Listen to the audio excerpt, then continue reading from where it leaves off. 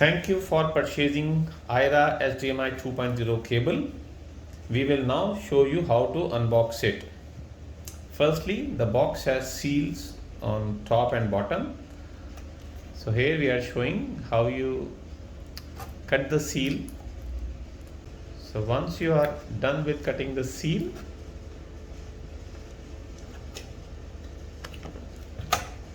then you unbox it. Box को खोलिए and the cable comes out. So now the cable is packed in a sealed cover.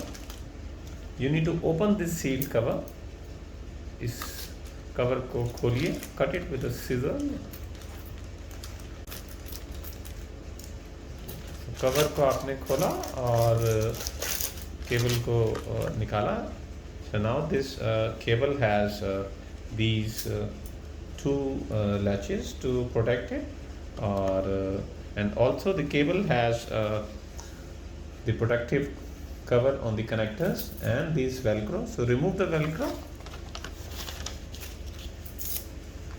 take out the plastic protective covers. Voila, you are ready to go. Thank you.